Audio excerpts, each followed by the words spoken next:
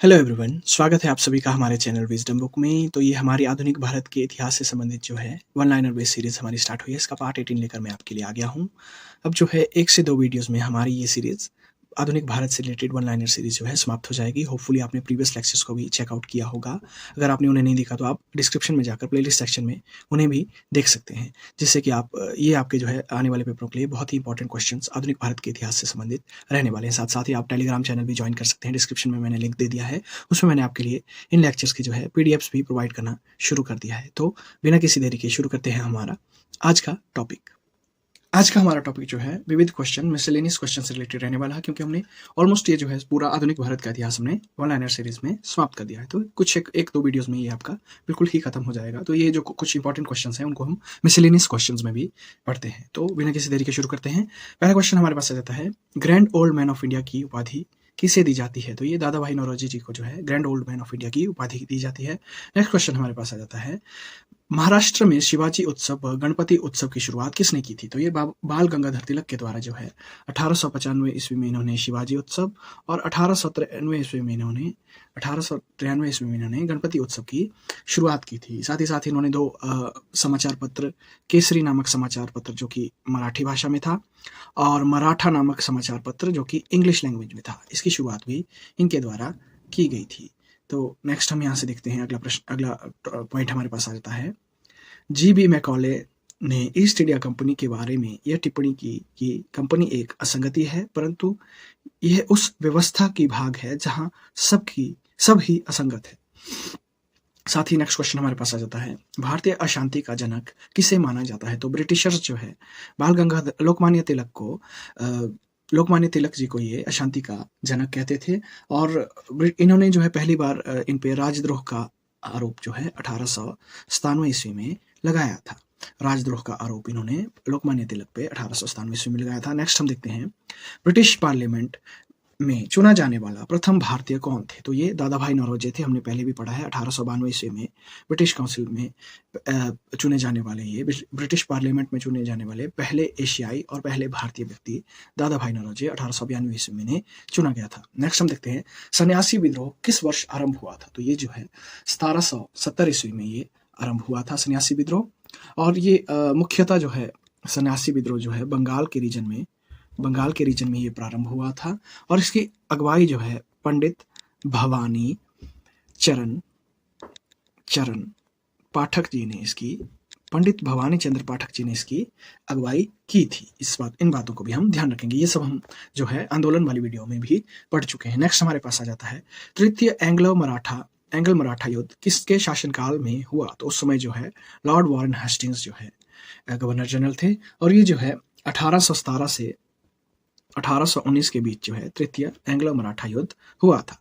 Next हम देखते हैं, गांधी जी के दांडी मार्च से प्रेरित होकर किस नेता ने केरल में एक मार्च निकाला था? तो ये के कलप्पन ने कालीकट से पय्यानूर तक जो है गांधी जी की दांडी मार्च से प्रेरित होकर एक मार्च निकाली थी। नेक्स्ट हम देखते हैं, सर्वोदय शब्द का प्रयोग सर्वप्रथम किसके द्वारा किया गया था? तो ये महात्मा गांधी ने ही जो है सर्वोदय का प्रयोग सबसे पहले किया था। नेक्स्ट हम देखते हैं, दूसरे सविनय अवज्ञा आंदोलन की अवधि क्या थी? तो ये जनवरी 1932 से लेकर अप्रैल 1934 तक जो है इसका सविनय अवज्ञा आंदोलन का दूसरा चरण चला था, और इसका प्रथम चरण जो है फरवरी 1930 ईस्वी में शुरू हुआ था। 1930 में पहला चरण और 1932 से 1934 के बीच जो है इसका दूसरा चरण शुरू हुआ था। नेक्स्ट हम देखते हैं, अध्यक्षीय संबोधन के समय किस कांग्रेस अध्यक्ष ने हिंदी भाषा के लिए रोमन लिपि लागू करने की वकालत की थी? तो ये सुभाष चंद्र बोस जी के द्वारा जो है इसकी रोमन लिपि लागू करने की वकालत की गई थी। नेक्स्ट हम देखते हैं, द्वितीय विश्व युद्ध कब समाप्त हुआ था? तो ये 1945 ईस्वी में समाप्त हुआ था, और ये शुरू कब हुआ था? तो ये 1939 ईस्वी से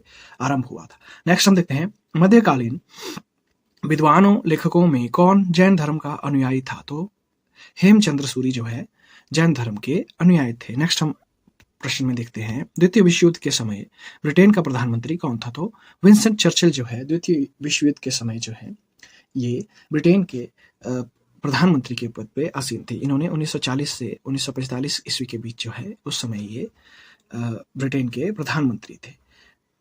अगला प्रश्न हमारे पास आ जाता है, बंगाल में हुए स्वदेशी आंदोलन का समर्थन ने किया था? तो ये अरविंद घोष जी के द्वारा जो है बंगाल में इसका स्वदेशी आंदोलन का समर्थन किया गया था। अगला प्रश्न हमारे पास आ जाता है, भारत के स्वतंत्रता प्राप्ति के बाद किसने सुझाव दिया था कि भारतीय राष्ट्रीय कांग्रेस को समाप्त कर देना चाहिए? तो ये महात्मा गांधी जी के द्वारा सुझाव दिया गया था कि कांग्रेस को जो है अब समाप्त या विलय कर देना चाहिए। नेक्स्ट हम देखते हैं, विभाजन करो और छोड़ो का नारा किसने दिया था? तो ये मुस्लिम लीग का मानना था कि आप जो है दोनों देशों को मुस्लिम और हिंदू जनसंख्या के आधार पर विभाजित करो और बाकी जो भी डिस्प्यूट इसके ऊपर है उन्हें यहीं छोड़ दिया जाए। इसी में अगला हम देखते हैं, द्वितीय विश्व युद्ध के संबंध में भारतीय राष्ट्रीय कांग्रेस की क्या नीति थी? तो इनका नीति थी कि पूर्ण स्वतंत्रता का आश्वासन मिलने पर ब्रिटेन का जो है ये सहयोग देंगे, ब्रिटेन को सहयोग देंगे। ऑपरेशन पोलो किस देशी रियासत को भारत में विलय करने के लिए चलाया गया? तो ये हैदराबाद की हैदराबादी रियासत को जो है भारत में विलय करने के लिए ऑपरेशन पोलो चलाया गया था। नेक्स्ट हम देखते हैं, स्वतंत्र भारत में प्रथम और गैर कांग्रेसी प्रधानमंत्री कौन थे? तो ये मोरारजी देसाई जो है, जो कि जनता दल से संबंधित थे, ये जो है स्वतंत्र भारत में पहले नॉन कांग्रेसी प्रधानमंत्री बने हैं, जिनका कि प्रधानमंत्री पद पे ये 1967 से 1969 के बीच ये प्रधानमंत्री रहे हैं। नेक्स्ट हमारे पास आ जाता है, रविंद्रनाथ टैगोर को उनकी रचना गीतांजलि के लिए किस वर्ष नोबेल पुरस्कार से सम्मानित किया गया था? तो 1913 ईस्वी में जो है पहले भारतीय बने रविंद्रनाथ टैगोर, जिन्हें की उनकी रचना गीतांजलि के लिए नोबेल पुरस्कार से सम्मानित किया गया था। नेक्स्ट हम देखते हैं, रविंद्रनाथ टैगोर को महान प्रहारी की संज्ञा किसने दी थी? तो इन्हें महान प्रहारी जो है महात्मा गांधी के द्वारा कहकर संबोधित किया गया था। अगला हमारे पास आ जाता है, ब्रिटिश काल के दौरान पड़े किस अकाल को प्रकोप का समुद्र सी ऑफ क्लेमिटी कहा जाता है? तो उड़ीसा में उस समय जो है बहुत ही भयंकर काल पड़ गया था, जो कि अकाल पड़ गया था, जो कि बाढ़ के कारण वहाँ पर बहुत ही ज़्यादा नुकसान हो गया था। 1866 ईस्वी की बात है। तो इस अकाल को जो है सी ऑफ क्लेमिटी के नाम से जाना जाता है। नेक्स्ट हमारे पास आ जाता है, गुट निरपेक्षता नीति नॉन अलाइनमेंट पॉलिसी का प्रतिपादन करने किसके द्वारा किया गया था? तो ये जवाहरलाल नेहरू जी के द्वारा किया गया था। अगला हम देखते हैं, भारत के प्रथम प्रधानमंत्री जवाहरलाल नेहरू के जीवनीकार कौन थे? तो ये फ्रैंक मॉरिस जो थे, इनके जीवनीकार थे। अगला हम देखते हैं, ये हमने क्वेश्चन पढ़ा हुआ भी है, गोखले माई पॉलिटिकल गुरु नामक पुस्तक की रचना किसने की? तो ये महात्मा गांधी के द्वारा जो है गोखले माई पॉलिटिकल गुरु, गोपाल कृष्ण गोखले जो कि इनके पॉलिटिकल गुरु थे, इनके सम्मान में इन्होंने ये पुस्तक लिखी थी। नेक्स्ट हमारे पास आ जाता है, भारतीय राष्ट्रीय कांग्रेस के सरकारी इतिहासकार कौन थे? तो ये डॉक्टर पटाभी सीतारमैया जो है इनके सरकारी इतिहासकार थे, और इन्हें जो है 1939 ईस्वी में सुभाष चंद्र बोस ने कांग्रेस अध्यक्ष के पद के लिए पटाभी सीतारमैया को हराया था। नेक्स्ट हमारे पास आ जाता है, किस राष्ट्रवादी मुस्लिम को सीमांत गांधी या फ्रंटियर गांधी के नाम से जाना जाता है? तो खान अब्दुल गफ्फार खां को फ्रंटियर गांधी के नाम से जाना जाता है। अगला हम देखते हैं, भारत शासन अधिनियम 1935 को किसके द्वारा गुलामी का अधिकार पत्र कहा गया? तो जवाहरलाल नेहरू ने इसे गुलामी का अधिकार पत्र कहा था। अगला हमारे पास आ जाता है, 1940 ईस्वी में रेडिकल डेमोक्रेटिक पार्टी का गठन किसने किया था? तो ये जो है एम एन रॉय के द्वारा 1940 ईस्वी में रेडिकल डेमोक्रेटिक पार्टी का गठन किया गया था। अगला बहुत ही इंपॉर्टेंट पॉइंट हमारे पास आ जाता है, सविनय अवज्ञा आंदोलन के दौरान कानून को तोड़ने के साथ साथ चौकीदारी, कर न चुकाना, कोई कर नहीं तथा कोई किराया नहीं आदि आंदोलन भी चलाए गए। इस आंदोलन के समाज के सभी वर्ग यथा महिलाएं, छात्राओं, जनजातीय कारीगरों, कामगारों, किसानों, व्यापारियों, कुछ मुस्लिम समुदायों आदि का समर्थन भी इन्हें प्राप्त हुआ। तो अगला हमारे पास एक और महत्वपूर्ण पॉइंट आ जाता है यहाँ पे, भारतीय स्वतंत्रता आंदोलन के सहयोग पाने के लिए लाला हरदयाल ने वर्ष 1913 ईस्वी में जो है इन्होंने अपनी एक गदर पार्टी की अलग से स्थापना की थी। अगला हमारे पास इसी में बहुत ही महत्वपूर्ण आ जाता है, जो कि ब्रिटिश काल में पारित हुए महत्वपूर्ण अधिनियम, योजनाएं और प्रस्ताव थे, उनके बारे में हम पढ़ेंगे। तो इनके बारे में डिटेल्स में हम पहले भी पढ़ चुके हैं और साथ ही साथ यहाँ पर टेबुलर फॉर्म में हम इन्हें पढ़ते हैं। तो पहले हमारे पास आ जाता है अधिनियम, फिर उस समय जो गवर्नर जनरल या वाइसराय रहे हैं और मुख्य प्रावधान उसमें क्या दिए गए थे, उनके बारे में हम इस वीडियो में पढ़ने जा रहे हैं, इस पोर्शन में पढ़ने जा रहे हैं।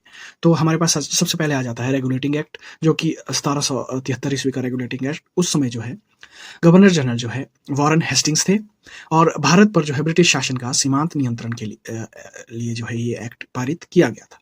नेक्स्ट हमारे पास आ जाता है पिट्स इंडिया एक्ट, जो कि 1784 ईस्वी में, उस समय भी वॉरेन हेस्टिंग्स ही जो है भारत के गवर्नर जनरल थे।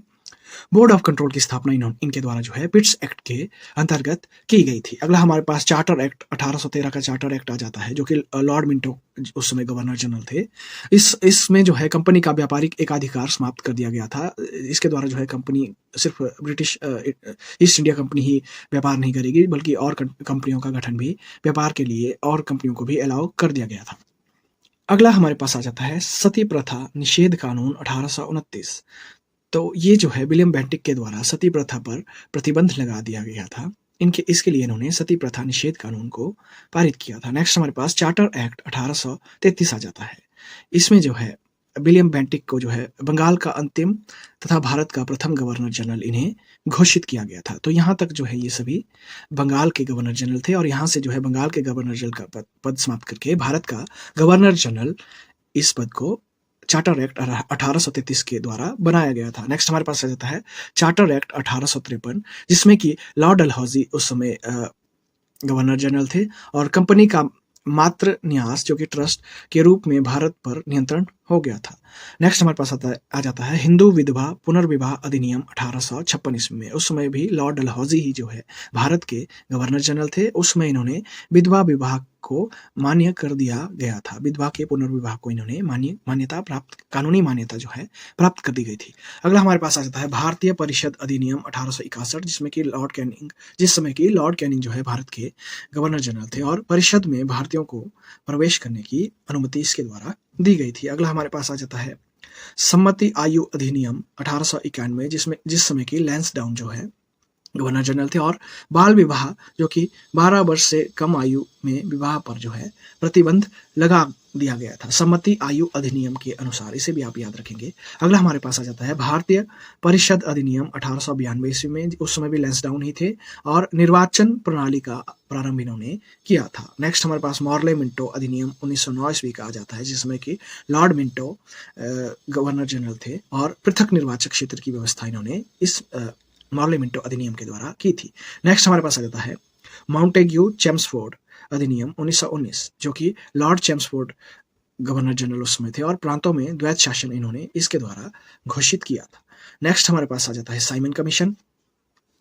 साइमन कमीशन 1927 ईस्वी में आया था, जिसमें कि लॉर्ड इरविन जो है गवर्नर जनरल थे, और लॉर्ड इरविन जो है वाइसराय थे, और संविधान निर्माण योजना इसके द्वारा शुरू की गई थी। नेक्स्ट हमारे पास आ जाता है शारदा एक्ट 1930। इस समय जो है लॉर्ड इरविन वाइसराय थे, और विवाह की आयु न्यूनतम निर्धारण जो है लड़कों के लिए 18 और लड़कियों के लिए 14 वर्ष की गई थी। अगला हमारे पास आ जाता है भारत सरकार अधिनियम 1935, बहुत ही इंपॉर्टेंट हो जाता है। उसमें लॉर्ड वेलिंगटन जो है गवर्नर जनरल थे और वाइसराय थे, और प्रांतीय स्वायत्तता जो है देशों को, प्रांतों को प्राप्त कर दी गई थी। अगला हमारे पास आ जाता है अगस्त घोषणा प्रस्ताव 1940, जिस समय के लिए लिंथगो थे, और प्रादेशिक स्वशासन इन्होंने इसके द्वारा घोषित किया था। अगला हमारे पास क्रिस्प मिशन प्रस्ताव 1942 आ जाता है, जिसमें कि लिंथगो ही वाइसराय थे, और संविधान सभा की योजना इन्होंने क्रिस्प मिशन के थ्रू ही संविधान सभा के गठन की योजना इन्होंने दी थी। बैबल योजना 1945 लॉर्ड बैबल के समयकाल में, और सभी दलों को मिलकर जो है परिषद निर्माण करने के लिए इसमें कहा गया था। नेक्स्ट हमारे पास आ जाता है कैबिनेट मिशन योजना 1946 लॉर्ड बैबल के समय में ही, और संघ का निर्माण व प्रांतों की स्वायत्तता के लिए ये पारित किया गया था। नेक्स्ट हमारे पास माउंट बैटन योजना 1947 ईस्वी आ जाती है, जिसमें कि लॉर्ड माउंट बैटन ने भारत विभाजन को इसमें पारित किया था। अगला हमारे पास कुछ प्रमुख व्यक्तित्व और उनकी उपाधियां और कुछ प्रमुख नारे यहाँ आ जाते हैं। तो सबसे पहले हम कुछ प्रमुख नारों के बारे में पढ़ेंगे। नारा और नारों से संबंधित व्यक्ति, किस व्यक्ति ने वो नारा दिया था? कर मत दो, ये सरदार वल्लभ भाई पटेल ने ये नारा दिया था। करो या मरो, या भारत छोड़ो जो है, डू और डाई, भारत छोड़ो जो है महात्मा गांधी के द्वारा दिया गया नारा है। दिल्ली चलो, तुम मुझे खून दो, मैं तुम्हें आज़ादी दूंगा, ये दोनों नारे जो है सुभाष चंद्र बोस जी से संबंधित है। जय जवान जय किसान जो है लाल बहादुर शास्त्री से संबंधित है। स्वराज हमारा जन्मसिद्ध अधिकार है, ये जो है बाल गंगाधर तिलक से संबंधित है। बहुत ही इंपॉर्टेंट हो जाता है, बहुत बार पूछा भी जाता है आपसे एग्जाम्स में। इनकलाब जिंदाबाद, साम्राज्यवाद का नाश हो, ये जो है भगत सिंह के नारे थे। नेक्स्ट हमारे पास आ जाता है साइमन कमीशन वापस जाओ, लाला लाजपत राय ने जो है ये नारे दिए थे। अगला हमारे पास आ जाता है आराम हराम है, जो कि जवाहरलाल नेहरू के द्वारा दिया गया नारा था। सारे जहां से अच्छा हिंदुस्तान हमारा, ये जो है मोहम्मद इकबाल के द्वारा दिया गया नारा था। नेक्स्ट हमारे पास आ जाता है कुछ प्रमुख व्यक्ति व उनकी उपाधियां। तो उनकी उपाधियां, उपाधि के प्राप्तकर्ता कौन थे और उपाधि देने वाले व्यक्ति कौन थे, इनके बारे में पढ़ेंगे। तो महात्मा की उपाधि जो है महात्मा गांधी को रविंद्रनाथ टैगोर जी के द्वारा दी गई थी। नेक्स्ट हमारे पास आ जाता है राष्ट्रपिता, जो कि महात्मा गांधी को ही कहा जाता है। ये इन्हें सुभाष चंद्र बोस ने संबोधित किया था। नेक्स्ट हमारे पास आ जाता है गुरुदेव।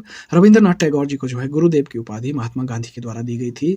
वल्लभ भाई पटेल जी को सरदार की उपाधि जो है बारदोली की महिलाओं ने इनके बारदोली आंदोलन में 1928 ईस्वी के बारदोली सत्याग्रह में इनके नेतृत्व के लिए इन्हें ये उपाधि दी थी। नेक्स्ट हमारे पास डॉक्टर राजेंद्र प्रसाद जी को देश रत्न के नाम से महात्मा गांधी जी ने संबोधित किया था। स्वामी विवेकानंद जी को विवेकानंद के नाम से महाराजा खेतड़ी ने सबसे पहली बार संबोधित किया था। नेक्स्ट हमारे पास आ जाता है राजा राम मोहन राय जी को राजा की उपाधि जो है अकबर द्वितीय के द्वारा दी गई थी।